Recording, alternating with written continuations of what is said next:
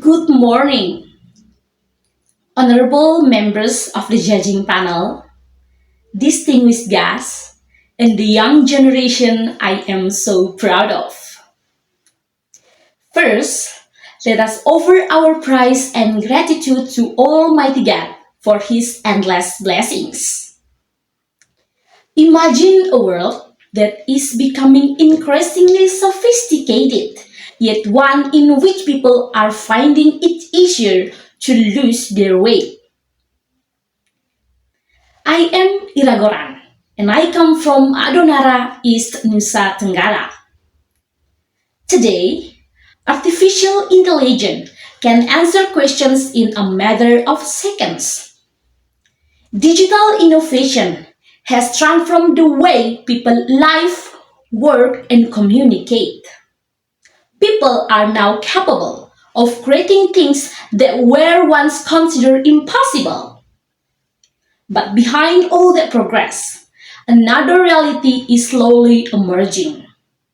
Our occasions are filled with plastic waste, forests are shrinking, and mountains of waste continue to grow every single day. And ironically, many of those problems actually stem from the modernization we proudly call progress.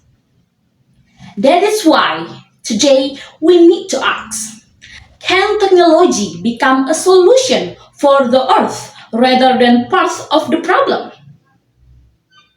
Ladies and gentlemen, according to the data from the Ministry of Environment and Forestry, Indonesia produces tens of millions of tons of waste every year, and most of it comes from household waste. In many coastal areas, plastic waste is beginning to pollute the ocean and destroy local ecosystems. Today, the world is racing to develop green technology, renewable energy, biodegradable products, smart waste management system, and various eco-friendly innovations. Interestingly, however, long before the modern world began talking about sustainability, many local communities had already practiced it in their daily lives. I learned this from the simple way of life of the people in my region. Our community is accustomed to making full use of the coconut tea.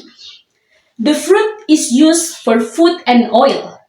The leaves are used as roofing for houses. The trunks are used for construction, and the huts are transformed into craft and fuel. Almost no part goes to waste. Without releasing it, the local community had already practiced the concept of zero waste long before the term became popular in the modern world. And today, the world is beginning to rediscover those values through green innovation. Ladies and gentlemen, the world is now beginning to create eco-friendly products, reduce plastic waste, develop a circular economy, and build sustainable industries. All stemming from one simple principle: use resource wisely and never excessively. Therefore, the solutions we need today are not merely advanced technology, but also wisdom in how we use it. Because true innovation is not about conquering nature. True innovation is about living in harmony with nature. And this is where I drew inspiration from the philosophy of the coconut. The coconut teaches about utility, that everything must bring value to life. The coconut teaches balance, using nature only as needed without harming it.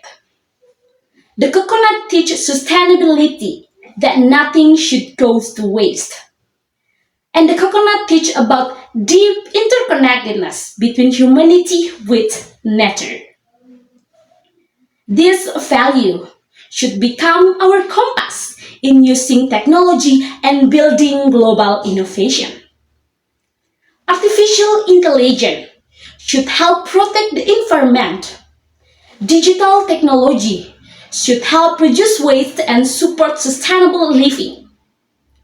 Innovation should not only make life easier, but also make the future safer for the next generation. Ladies and gentlemen, culture is not an obstacle to progress. In fact, culture can become the very foundation of sustainable innovation. Because a resilient future is not built solely on sophisticated technology, but also on the wisdom to use it responsibly. And I believe that when green technology works hand in hand with local wisdom, we do not merely create a smarter world, but also a world that is greener, more human, more sustainable, and more meaningful. Thank you.